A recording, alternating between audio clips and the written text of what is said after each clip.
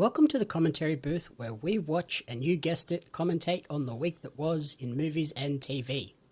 I'm your host and play-by-play commentator Jamie Apps, and each week I'll be joined by a rotating cast of colour commentators to help you find your next viewing treat. This week I'm joined by the founder of video game and pop culture podcast website ATEBIT. Welcome to the show, the host of the Then Hentai podcast, Brendan White. Hey, Jamie, thanks for having me. I'm looking forward to chatting to you about this one. Yeah, as soon as this one popped up, I was like, this would be a perfect crossover between the commentary booth and the Then Hentai podcast.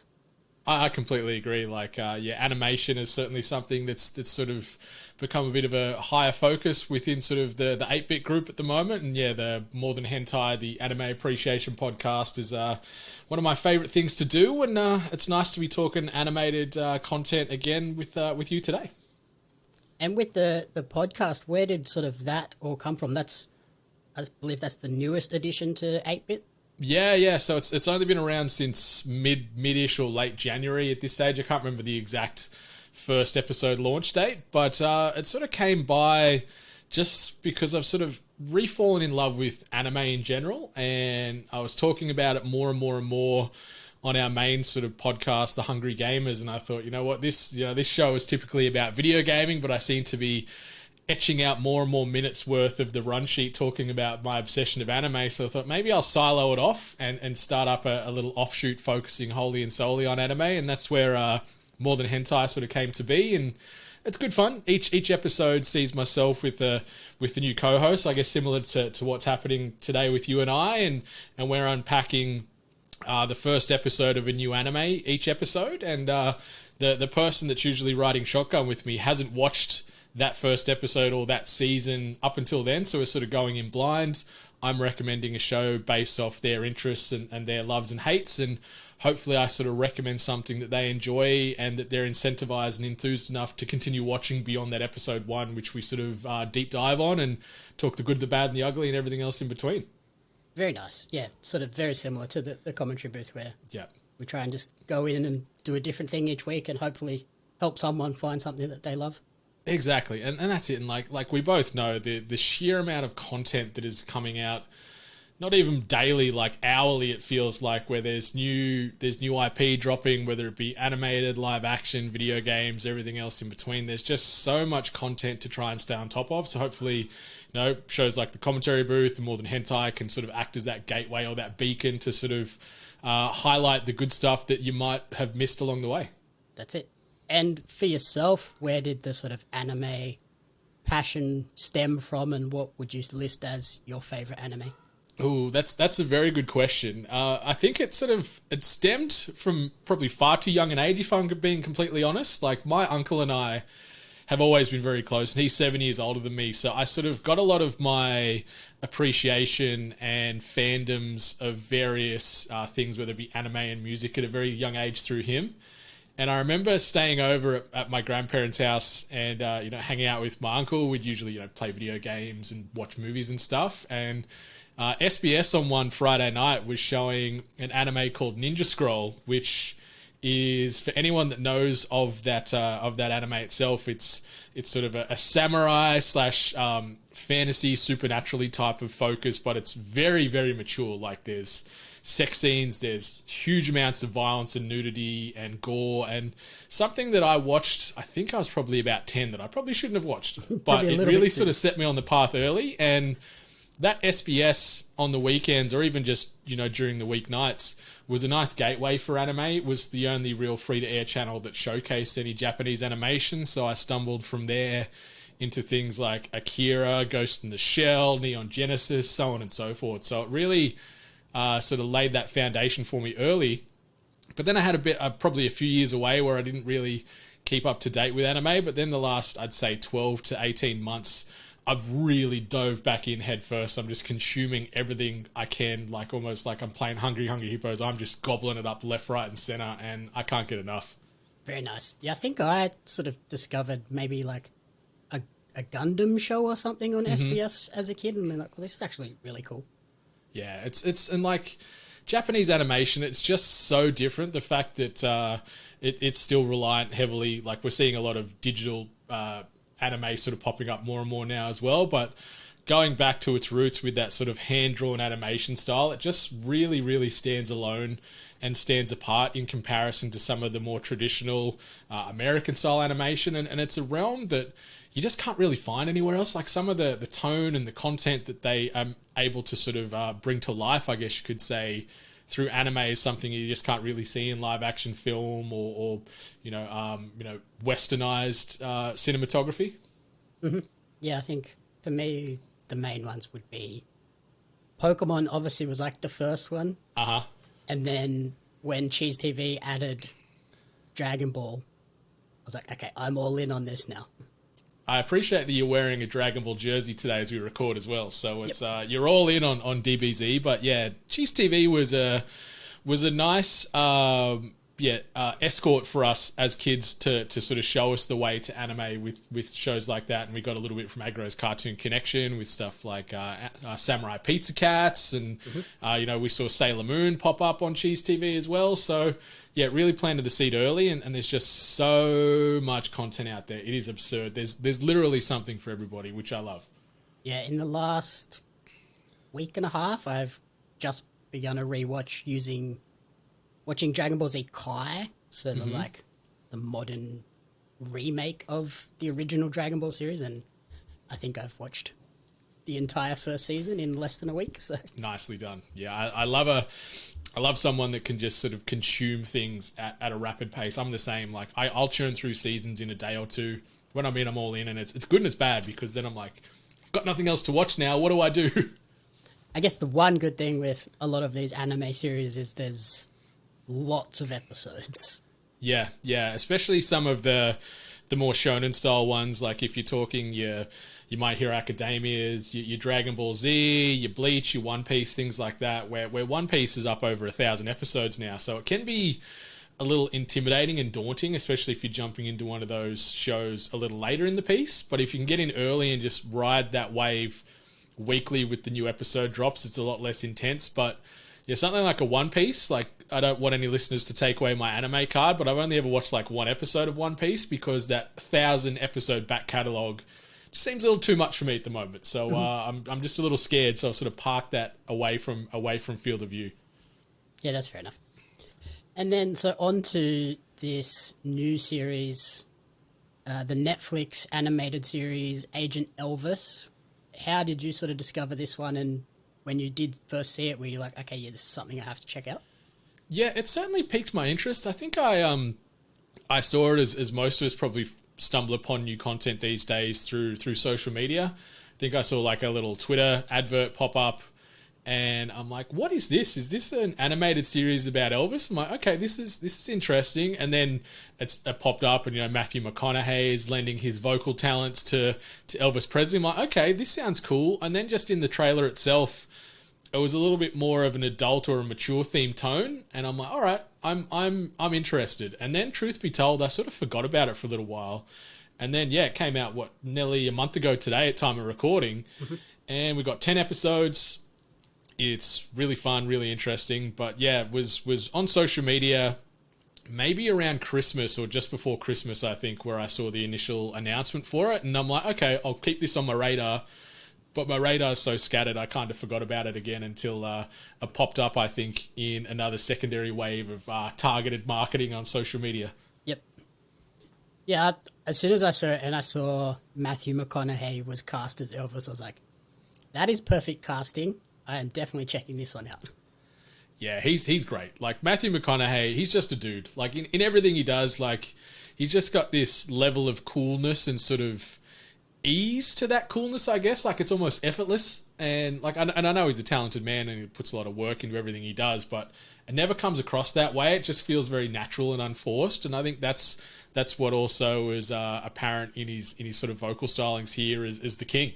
Yep, and I think it's just his voice is perfectly suited to it as well. Like, it is clearly Matthew McConaughey in the series, but his voice is so similar to the Elvis tone and inflection. That's like, okay, no, I can switch that off and accept it. Yeah, they've got similar but different sort of southern drawls in their vocal delivery, and yeah, it really fits the mold. Like, yeah, you can close your eyes and you'd be like, okay, that's Matthew McConaughey, but then when you're watching it and you're seeing this animated embodiment of Elvis combined with the voice, I'm like, yes, this is new age Elvis. This is our Elvis now, and I'm loving it. So in terms of the show, for people that haven't seen it, it's an American animated series created by Priscilla Presley, John Eddy, and Mike Arnold for Netflix. And it essentially follows the exploits of Elvis Presley, the famous rock star that we all know, but he's moonlighting as a secret agent for the US government on the side as well, which I thought was a really cool concept as well. It wasn't just, oh, we're just going to tell Elvis's story in an animated medium rather than the live action movie that we recently got. Yeah, I agree. Like, it's sort of, yeah, dances around real things that Elvis actually did during his time on planet Earth, but then outside of that, throwing in this secret agent, American government super spy type of wrinkle in it as well was just a great combination that I never knew I needed. I think, like, I'm a big Elvis fan, and he's, you know, very famous for a lot of reasons, and seeing some of those realities play out there as far as shows and just the mixing in of actual, like, Elvis-based tracks, I thought was really great too. So getting that reality that we're used to combined with this secret agent thing that he's doing on the side, I thought it was really, really well done. And yeah, I sort of didn't know or pay attention leading up to the release of this show that Priscilla Presley was so heavily involved in the creation of the show. Obviously, she also plays herself in a couple of the episodes too, but it's kind of cool to see them, I guess, diversify the Elvis estate into very new and interesting directions, because I don't think anyone probably saw this coming, especially with his wife or widowed partner still so heavily involved, which is kind of cool. Yeah, I love that she was involved, and yeah, that they're taking the Elvis estate into new directions. We're not just getting best of albums and then sappy biopics. Like, we're getting that Elvis movie recently takes a totally new spin on his story as well, and this is another new spin on his story. And I loved, like you said, that they built it around iconic Elvis moments, iconic songs, and iconic moments from history as well. Yeah, and it all just blends together for just a fun ride. Like, we had 10 episodes. They were about, 20 to 22-ish minutes episode, like, long each in the runtime. So never really overstayed its welcome. It just had a good, fun pace, introduced us to a nice, fun, unique assortment of characters, and even just the people voicing a lot of these characters. Like, there is a fair amount of Hollywood heavy hitters that have lent their vocal talents to this show. Obviously, Caitlin Olsen, I guess, is CC Ryder, his primary, I guess, we wouldn't call her sidekick, sort of, secret agent peer.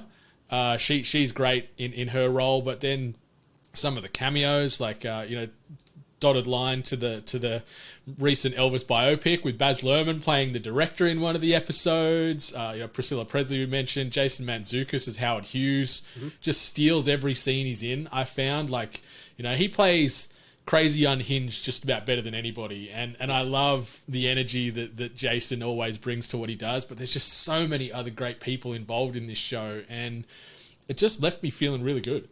Yep. Yeah, I think I smashed through this one in 2 or 3 days. So really enjoyed it. And like, we also have, like you said, the cast is stacked. We've got Matthew McConaughey, Caitlin Olsen, Johnny Knoxville as Bobby Ray, Elvis's best friend, who's hilarious as the sort of bumbling sidekick.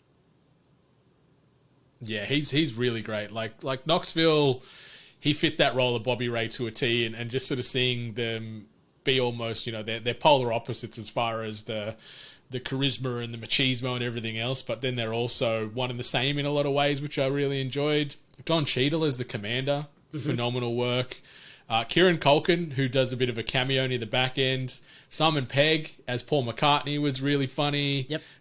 We got a George Clinton cameo of all things, which I was, blinked and missed it with that one. Christina Hendricks, Ed Helms, etc., etc. There's a lot of big celebrity firepower attached to this, and they all just know their role stick to their lane and just deliver really memorable performances. Yep, the power of the Elvis name, I think, would have got a lot of people like, okay, yeah, we'll do it. And it's voice acting too. It's a little bit less intensive than, okay, we need to fly to a physical location and film our parts. Yeah, exactly. Like voice acting is a realm that I am so intrigued by, and it's something I wanted to try and eventually, hopefully, do some little bits in down the line, because I like the convenience of being able to create art from the comfort of your home potentially, or from a studio somewhere. I think it's the perfect type of income or career choice for a lot of people. So no, it's awesome to see everyone jump in. Also, Fred Armisen as Charles Manson, I forgot to say, he was phenomenal in that role. The Charles Manson cameo early in the series was phenomenal. I loved that episode. That entire episode, I was like, this episode in particular is what I wanted from the Once Upon a Time in Hollywood movie. Oh, yes. Yeah. No, I agree. Like, if they could have taken some of this animated absurdity and weaved it into that film, I think it would have really propped it up a lot more. And like we said, it weaves a lot of like real life things into it. And as absurd as the Agent Elvis concept is, it's also a nice little tie back into when Elvis was made an honorary member of the drug bureau in the US. So there is kind of a soft tie into him being a US special agent. Yeah, and those interactions he had with Richard Nixon were phenomenal. Like, and it was so great. And just the writing, the team behind this show, they're so smart and so clever in just the way they weave in past real world events, but also it's a bit of a social commentary on, present day society on a few things that they indirectly reference or chuck in front of you there. But yeah, it's really interesting, because I'm not a Elvis Presley historian by any means, so I was sort of learning things as I went along watching this, and it's kind of cool that an adult animated sitcom can sort of educate you about the king at the same time as entertain you. Mm-hmm. And we also probably should mention very early on in the episode that this is a very adult animated series. This isn't one you're going to want to sit down and watch with young kids because of all the gore, the sexual scenes and references, and there's a lot of drug references and drug use depicted in this series as well.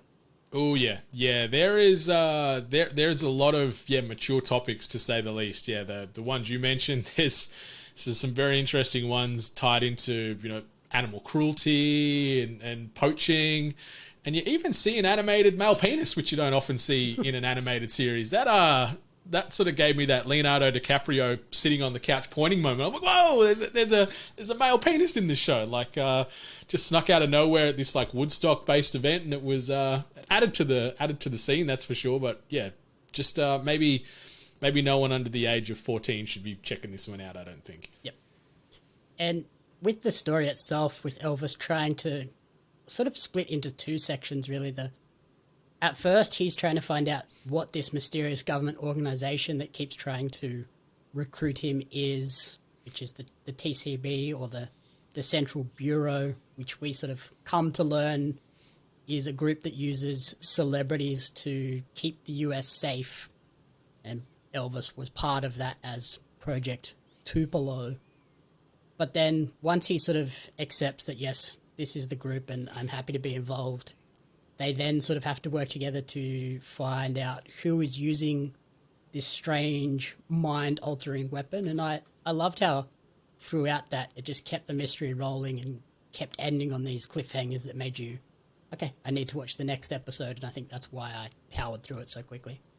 Yeah, definitely. And there was a lot of misdirection. Like, there was a few characters you meet along the way where you're like, no, that's the person. That's the evil mastermind hiding in the shadows that's always just out of reach of Elvis Presley. But there was some good swerves where I thought I knew how it was going to play out. And then I'm like, well, I'm wrong again. And it's the sign of good storytelling. And it's not something you often say when it's tied to an animated series. It's mostly just there for the gags and the shock factor. But the fact that there was this mystery and intrigue that sort of held my attention and kept me thinking after the credits rolled every episode, it's testament to everyone in the writing team. And I thought it had a little bit of a sort of Winter Soldier vibe as well, where Elvis sort of started having these weird flashbacks where he was like being experimented on and trained to be this killing machine, as they were calling him.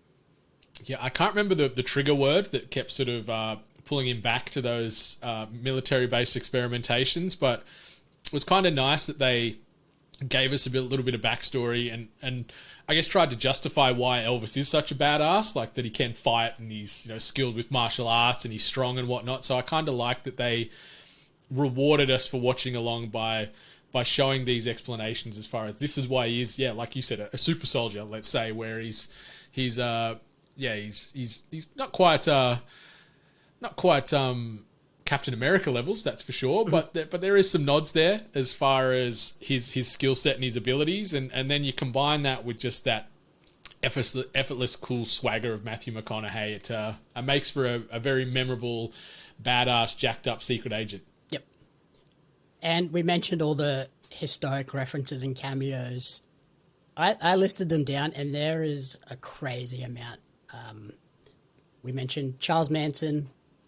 We also get JFK and the JFK in the Hall of Presidents later as well, which I loved was indestructible to headshots in the Hall of Presidents. I thought that was a funny little gag.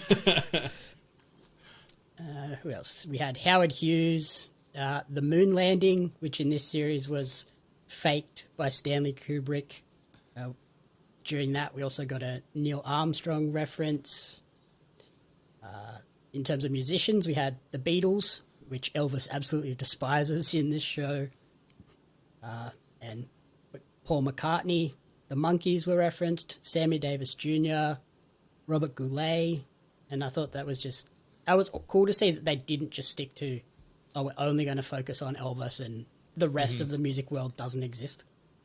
Yeah, it was kind of cool. And even the episode at that pseudo Woodstock with the Grateful Dead, and they sort of landing in by chopper and then they're just getting blazed before the set, and CC just obsessing over meeting and them hanging out with them. And yeah, it's kind of cool that they gave us all these other touchstones from musical history and a lot of heavyweights too. Like we didn't just sort of mention some bit parts there, like the whole sequence with the Beatles and that situation where Priscilla's having this drug trip hanging out with Paul McCartney was just phenomenal. I was cackling on the couch.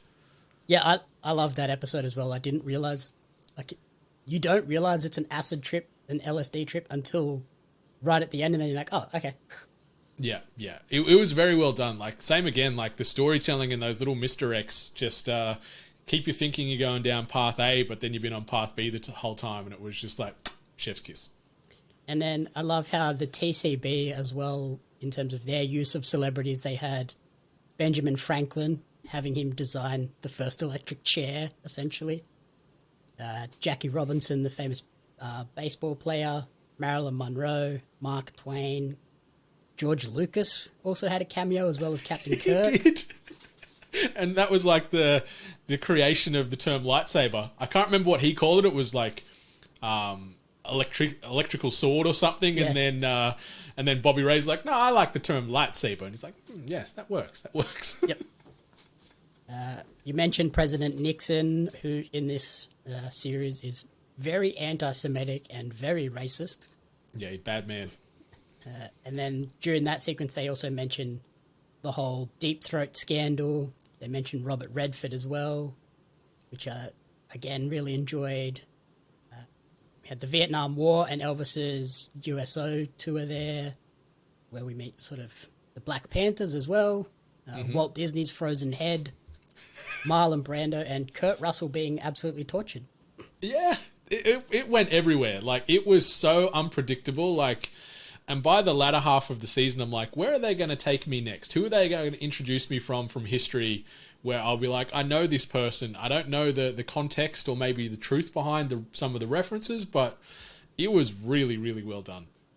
And I think Elvis fans will love it too because, we have the famous Elvis Christmas special, and then throughout the series we get a bunch of his music used as well, which was I expected, but I really enjoyed how they did it. It wasn't It wasn't in there did just feel as forced, a cheese hey? factor. It actually felt like it was supposed to be in there. Yeah, like it add to the scenes when they did drop one of these many fat Elvis tracks in. It added to the scene. It didn't take away from it. It wasn't just there to go like, oh, here we go. They're mailing it in, just getting a little bit more Elvis exposure. Like it complemented what was happening in that scene really well.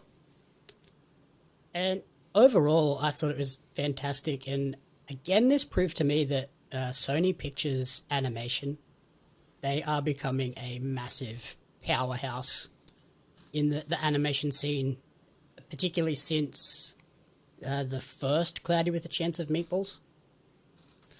Yeah, they're ascending. I think they're starting to stand on their own 2 feet a lot more, and the animation style that they've done here with Agent Elvis is really well done. Obviously, they're tied into the biggest thing I always attach them with now is obviously Into the Spider-Verse, which I think is some of the greatest animation across any medium I've ever seen. I just love what they do with that franchise and can't wait for the second one to come out in June. But they're really stepping up, and even I think they worked on this one with Titmouse, who do a lot of animation for a whole heap of distribution companies.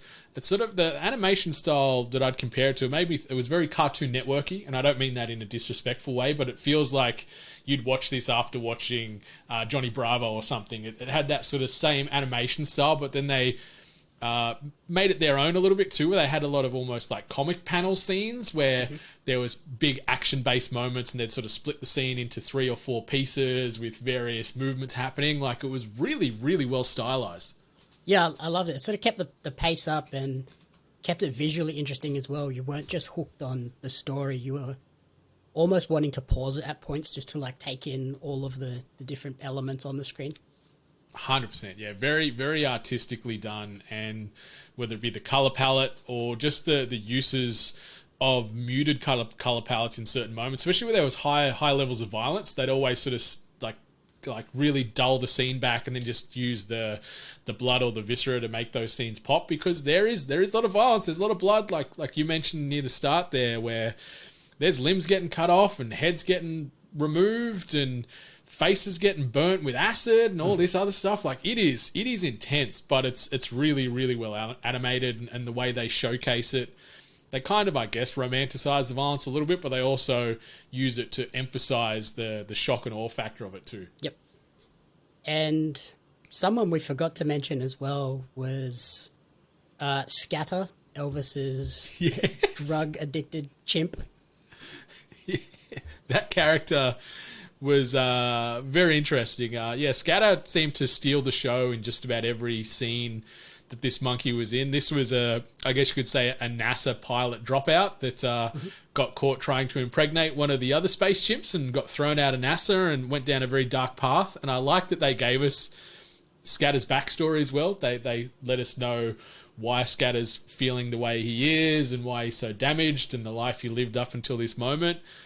So that was really well done. And my God, that monkey was, or that primate, I should say, was hilarious. One of the highlights, like they didn't sort of put an English speaking voice behind the monkey. They didn't sort of humanize it in that regard, but he was a very intelligent monkey, or very intelligent chimpanzee. And God, some of the hijinks he gets up to, the drug addictions, the sex, like it is sex, drugs, and rock and roll with Scatter, and I'm all for it.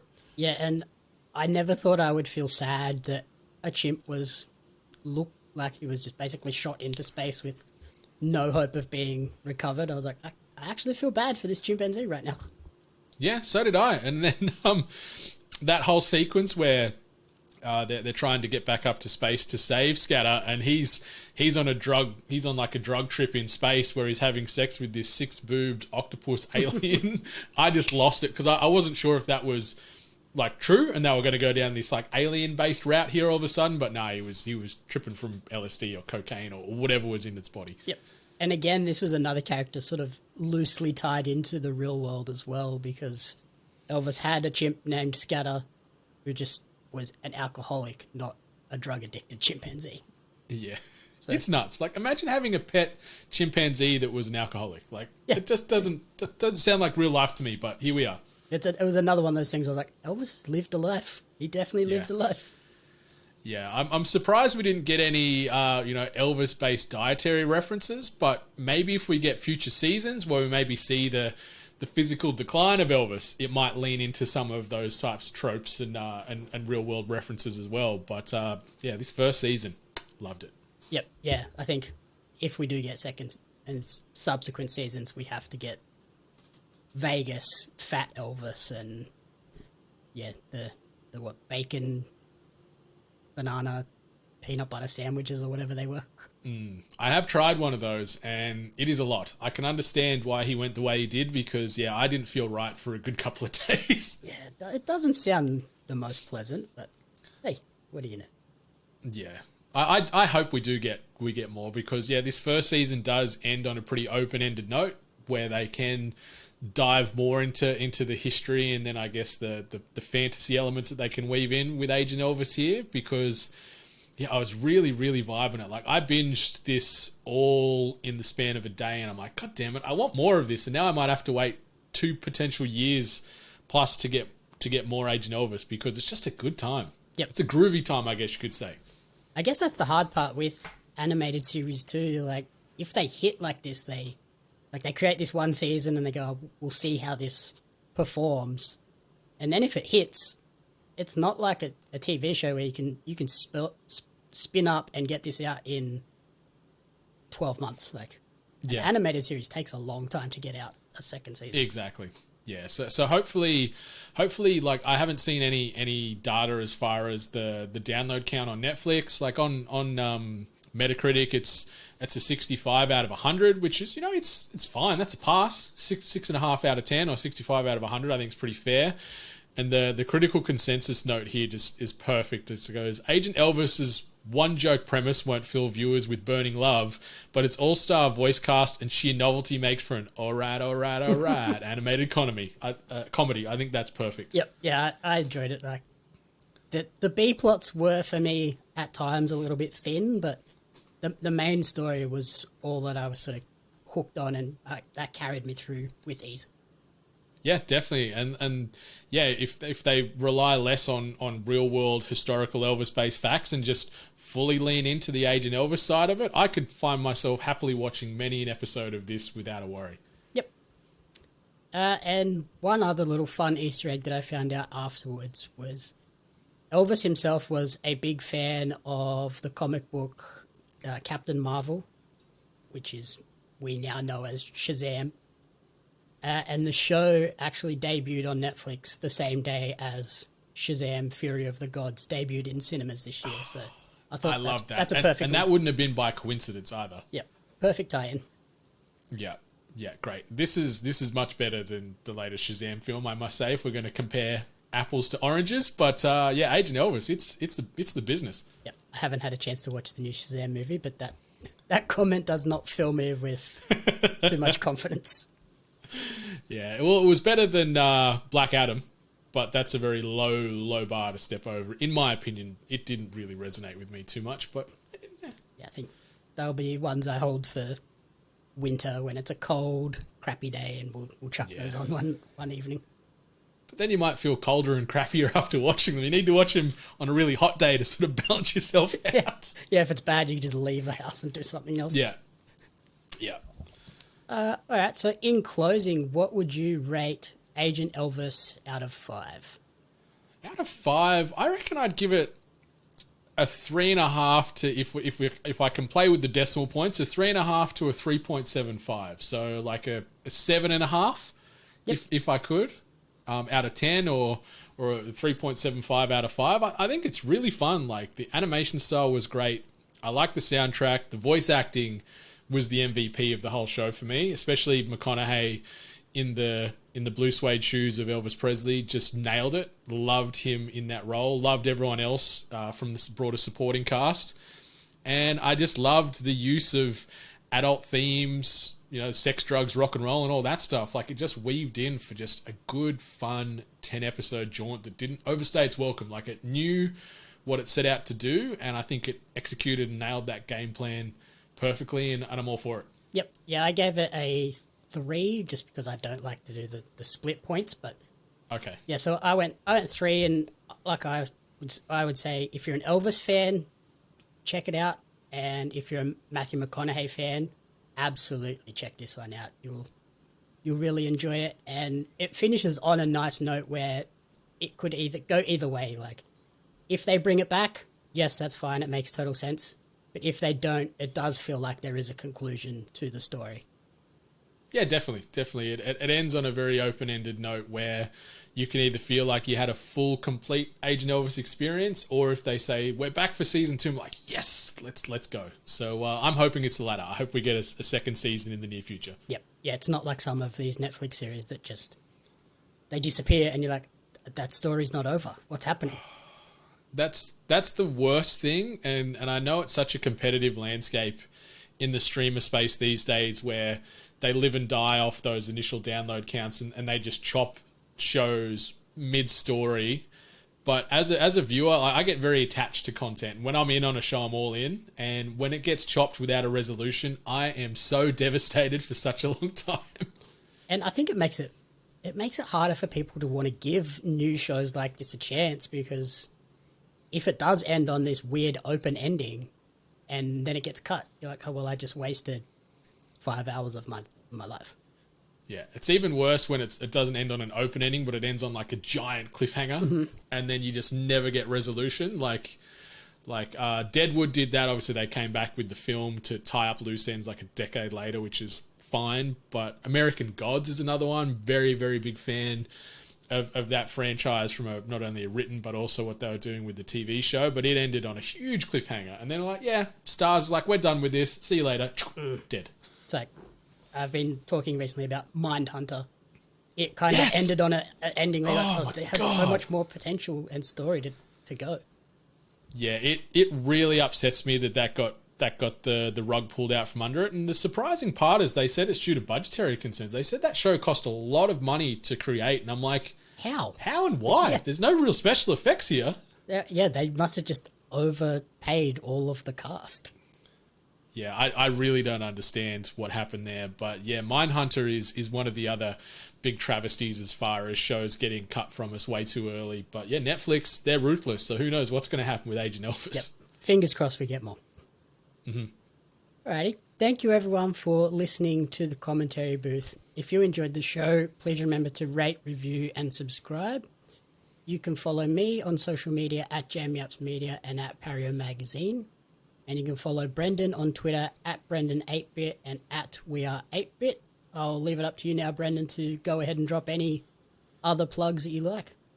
Yeah, the other one I guess would be the easiest is just go to videogamesandculture.com. That's our nice centralized hub that's got all our podcasts, all our individual episodes. You can listen straight from the media player there, or if you wanted to then click through to your Spotify, your Podchaser, your Pocket Cast, whatever your media player is of choice, all those links are available there, and you can check out stuff like The Hungry Gamers. You can check out also More Than Hentai and Anime Appreciation Podcast. And as Jamie said, be sure to rate, review, subscribe, all the podcasts you listen to, because those ratings and reviews mean the world to us. Takes you no time, costs you no money, and it really just keeps us relevant, keeps us charting, and keeps us all happy. So pay it forward where you can. Brilliant. Thank you so much for jumping on the show, and enjoy the rest of your week. Thanks for having me, man. Always a pleasure, and hopefully we'll do it again soon. The Commentary Booth is a fan-funded production of Jamie Apps Media. You can support the podcast alongside our magazine, Pario Magazine, on Patreon at patreon.com/Jamie Apps Media. The following people supported at the publisher level or higher, and you cannot fathom how incredibly appreciative we are for their support.